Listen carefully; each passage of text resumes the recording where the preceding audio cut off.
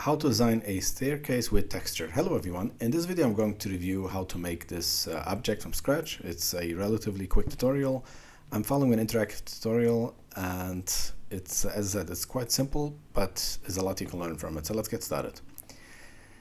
So I'm loading the tutorial over here. This tutorial is new. I guess it's still missing some basic descriptions. So this should be updated and published soon on the website. But I just got this for review now.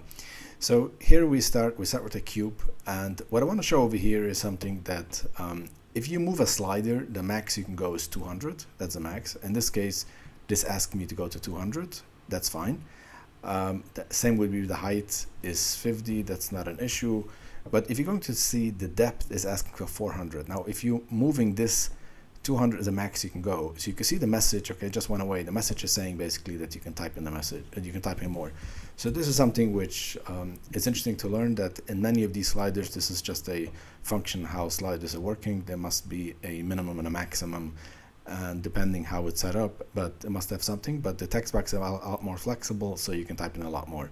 Okay, so with that said, over here, what we're going to work with is the depth. And this is the biggest side, and we're basically adding just 3 segments, and then we can finalize it. Okay, and so now to see what, because we're going to work with the faces, we're activating the solid plus wireframe, and we turn on the face selection mode, and we're selecting the 2 faces that we're going to extrude and make the height. Now there is a reason for this. It's extruding it to 50. So we're basically extruding both, but then we're deselecting this, and we're extruding the next one for the same amount, also for 50. Now technically, you don't have to do it that way. Now you deselect this. You could have just taken this and extruded to 50, then take this and extrude it to 100, and that would have worked as well. But the difference is the way you get this triangulation. Now you see we have very nice quads. This is really nice. If you would do it otherwise, they will create a different type of cut that wouldn't be nearly as nice. So it's always good to keep in mind the way you build them. And if you did them the same height first, then you got basically this nice instructions. Now, sometimes it matters, sometimes it doesn't, but in this case actually it may matter also, because now we're going to select these 3 edges and then later other edges, and we're going to make additional cuts, and everything affects how the base is created. So now we're making over here a simple bevel, and this is actually a relatively simple cut. It adds a lot of additional edges and stuff, and it's not a big deal. It's relatively simple. Actually, even this could be removed. This tutorial didn't remove it, but it could be removed with the details. But nevertheless, this is what we do now, and this is a basic fillet.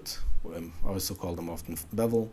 And now it's getting a little bit more interesting, where you don't want to bevel this positive coming out like this. Actually want to go inside, negative, go inside. And this is actually what you do here. You see, if you're going to do bevel 5, this is going to come out this way, which is something you don't want to do. So we're going to adjust over here this to a negative. Now the default is +5. You can actually make it 1, you can make it different. The default +5 is usually, you don't have to touch it. But if you want to go negative, in this case, we get a -5. And now it gives the same depth, but basically inverse, and goes inside. So it's done. Okay, so this is basically, we already done with the basic structure of the design. From now on, and it's just 24 steps, and this is basically completed. Now the remaining is going to be just texturing, coloring, and painting, whatever.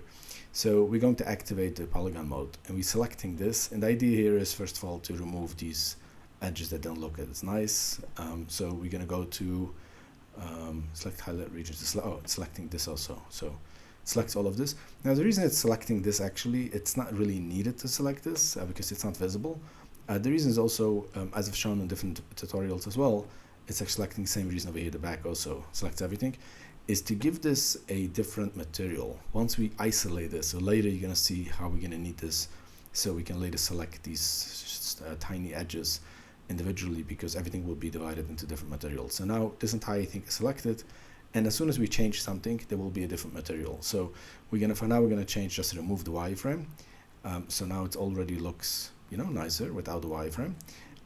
We could have technically removed the wireframe from all of them, but as I said, we're going to make this a different material, but also it's going to add the different things. It's going to do texture, and it's going to add a wood texture. In this case, it's going to use a built-in texture. You can see it doesn't look nice. Which is why it goes now to the UVs, and it's adjusting also to use a face UV. Now when it comes to UVs, there's option to do unwrapping, more advanced stuff, but for now a face UV, a default option, is actually looks the way this type of texture is supposed to be looking.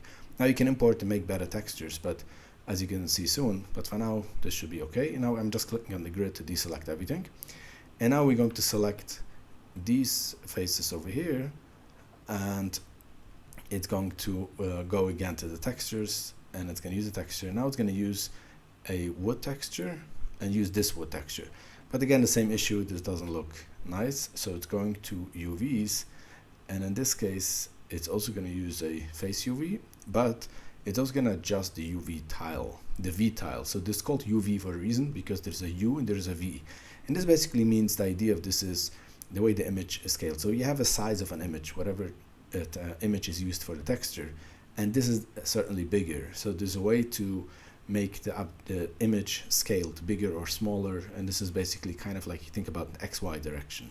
So we're gonna make this of 1 point, I have to type it in, I guess, 1.3, and if you do this, you're gonna see it looks a little better the way it's scaled, and however the designer figured that out what to do, and you can play with that. Obviously the perfect design is always when you import, you prepare your images, but for basics this is quite good. And now we deselect this, and now we're going to select again these, and now we're going to go again to material. Now we're going to use a texture, a custom texture. So this is where it shows the custom texture. The way you add a texture, you go to custom, and then you click on add, and you load. So normally when you click on add, it opens the dialog box to select from your computer. In this case, in tutorials, the same way with imported objects, it will give you this option here to load from tutorial. Obviously, you know, it needs to be something, but after you import, normally from a dialog box to import from your computer, you get the same thing that you see over here. It gets imported, and then you select them, because you may have in this panel over here more than one imported. This is basically all of your custom textures. So now we have this custom texture. We're going to select this, and again you see over here this does not look nearly as, you know, similar to the way this image looks like. So you know the drill by now. We go to UVs, and we select face UVs, and we finalize. So look at this. Now I'm deselecting this. Actually, no need to deselect yet, I guess. Just go to materials. Okay, it deselects automatically.